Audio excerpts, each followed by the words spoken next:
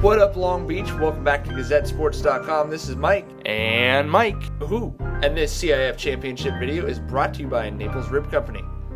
Run for the hills, not the Hollywood Hills, but Mount San Antonio College, the host of the defending national champion Poly Jackrabbits, and the rest of the CIF Track Championships.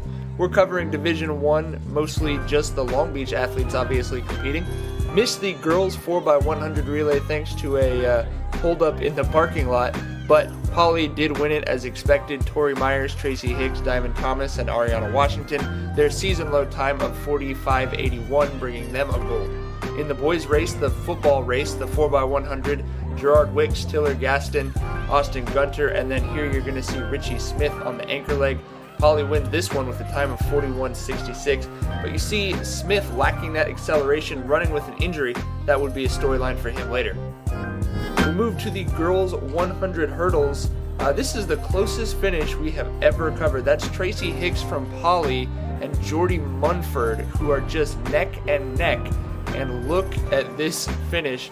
We're going to slow it down for you, but bang. That's about as close as it gets. Go ahead and take a look at it in slow motion. It's literally comes down to thousandths of a second that Hicks ends up winning that race to take first place. The boys 110 hurdles, not quite so close. Masana Viltz from Milliken is going to finish fourth with a time of 14.56. Darian Williams is your winner in this race.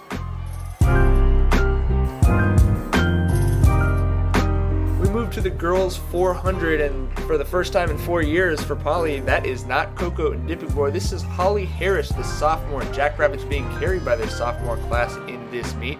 But Harris here, disappointing for her, finishes in fourth and actually just misses qualifying for state. She'll go to Masters as an alternate. We go to the boys 400.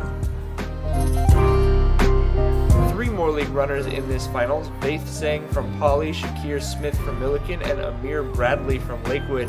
The Morley guys actually in that order go 7, 8, and 9, and Alex McElwee is your winner. So we turn to the race that all Moore League fans are excited about, the girls 100 meter. Three of the elites here: Ariana Washington for Poly, LaTroya Franklin for Jordan, and Tracy Hicks from Poly. And man, Washington just doesn't start quite as fast as Franklin. Franklin more of a true sprinter in the way that she starts, but watch Washington kick it into gear halfway through. Finishes with a time of 11:35, her fastest ever, second fastest time in the nation this year. Franklin takes second by just a hair. Hicks takes sixth. We move to the boys 100. Richie Smith qualified in a time of 10:89.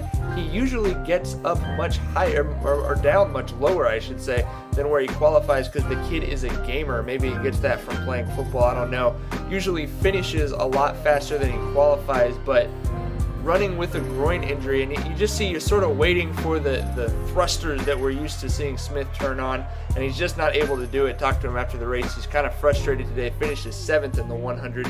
We go to the 300 hurdles. Another one of those Jackrabbit sophomores, along with Washington that we mentioned. Kimber Payne, just a sophomore. She's going to take third in this one, as she's fighting off the challenger there with a time of 43.03, and Jordy Munford, who Hicks just edged, gets her gold medal in that race. To the boys 300 hurdles, Alex Castro from Milliken, runner with some nice form. He's going to take fourth place. Give you a nice wide view of the beautiful stadium here at Mount San Antonio College. Castro takes fourth with a time of 38.52, and we are going to take a quick look at the field events. Don't usually get a chance to take a big look at these because of the running events, but just to run down the results: Wilson's Kaylin Davis took second in the high jump. Tracy Hicks, who you're looking at right now, took fourth in the long jump for Poly. Holly Harris, also for Poly, took third in the triple jump, but Destiny Talalemotu from Milliken, the star of the day for the other Moore Leaguers, 7th in the shot put, but first in the discus with a throw of 140 feet. That's 18 feet higher than the second place finisher in Division I, who happened to be your teammate, Brianna Viltz. St. Anthony's Gavin Hayes also took 6th place in Division 4 shot put some points up on the board for the Saints. 5 Long Beach teams scored in the CIF Finals. On the boys' side, Vincent Calhoun from Poly took 2nd in the high jump. Cabrillo's Kimonte Washington took 3rd in that event. Blake Glasgow from Poly took 5th in the long jump, and you just saw Cabrillo's Ricky Kerrigan, who took 2nd in the triple jump and scored in the long jump as well. And then Blake Glasgow for Poly took 3rd in the triple jump. So obviously some great stuff from the Moore League there on the field events, but we go back to the track, the 200, another showdown between Washington and Franklin. These kids are both underclassmen. Washington a sophomore, Franklin a junior, and among the best in the state in the 1 and the 2, so we're excited to get to watch them run these again a few times next year.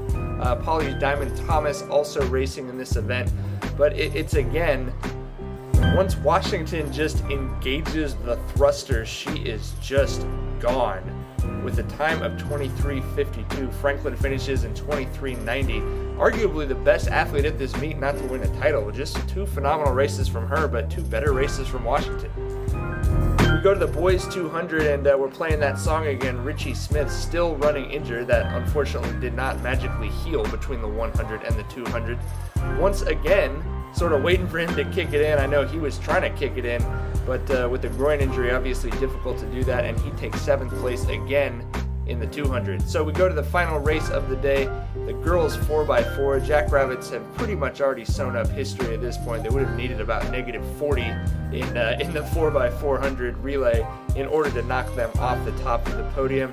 And fortunately for them, they did not score a -40 in the final race of the day. Instead, Kimber Payne, Janice Lane, Holly Harris, all those 3 are sophomores, by the way, as well as junior Retanya Washington, were able to win an exciting race. Some back and forth in this one, as you see. Jackrabbits didn't just run away with it and cruise.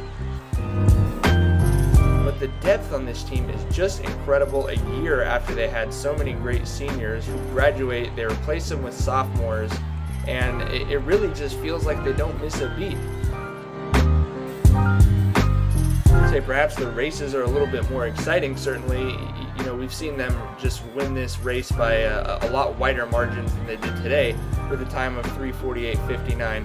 But incredible stuff as they take the gold in the last event of the day, and the boys trying to just do it. The boys 4x4, they're running without Rick Smith, who obviously, as we mentioned, had been injured. Tough to ask him to do 4 events in one day injured, so they've got an alternate in there. Another exciting race, some back and forth. That's Sang for Poly.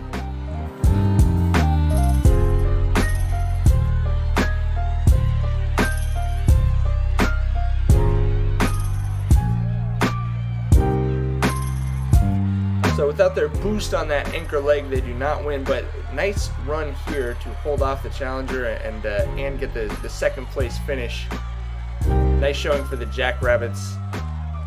But once again, it's the Poly girls. They win their 5th straight CIF Championship, the first time in Division I girls history a team has done that. That's Washington and Coach Crystal Irving right there opening it. They had 86 points. The next closest team had 35 points. Another dominant effort from the Jackrabbits, who replaced basically their whole team and still win a CIF Championship. Incredible stuff. And now, let's take a look. There's magic in our lens. We got to take a look at some of these photos from Jim Kayer, who's out there shooting great stuff. If you haven't been to GazetteSports.com, if you're just watching these videos on YouTube, please visit GazetteSports.com. Check out the article, check out the photos. There's great stuff there. And the track postseason keeps rolling on. We will have coverage of the Masters meet this Friday, and of course, you know we're going to be in Clovis for the CIF State meet on June 2nd. For all of that track coverage and everything else Long Beach sports, you're already at the right website. It's GazetteSports.com.